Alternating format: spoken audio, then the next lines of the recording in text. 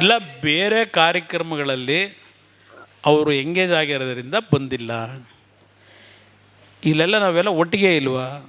ಹರೀಶು ನಾವೆಲ್ಲ ಇಲ್ಲೇ ಕೂತಿದ್ದೀವಿ, ತಾರಾ ಮಹೇಶ್ ಇದ್ದಾರೆ, ಹಿಂದ್ಗಡೆ ಮಾದೇವರೇ, ಅಶ್ವಿನವರು ಎಲ್ಲ ಜಿ ಟಿ ದೇವೇಗೌಡರು ನಮ್ಮ ಕುಟುಂಬದವರೇ. ನಮ್ಮ ಕುಟುಂಬದ ಒಬ್ಬ ಹಿರಿಯ ಸದಸ್ಯ. ಅವ್ರ ಬಗ್ಗೆ ಯಾಕೆ ನಿಮ್ಗೆ ಅನುಮಾನ? ಜಿ ಟಿ ದೇವೇಗೌಡರ ಬಗ್ಗೆ ಇಲ್ಲ, ಎಲ್ಲ ಸರಿಯಾಗುತ್ತೆ. ಈಗ ಸ್ವಲ್ಪ ಸುರೇಶ್ ಬಾಬು ಅವ್ರಿಗೆ ಜವಾಬ್ದಾರಿ ಕೊಟ್ಟರಿಂದ ಸ್ವಲ್ಪ ಅವರು ಸ್ವಲ್ಪ ಯಾಕೆಂದರೆ ಕೆಲಸ ಮಾಡಲಿ ಸುರೇಶ್ ಬಾಬು ಅಂತ ಬಿಟ್ಟಿದ್ದಾರೆ.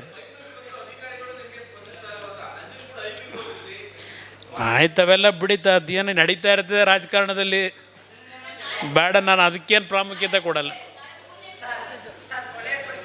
ಹಾಂ,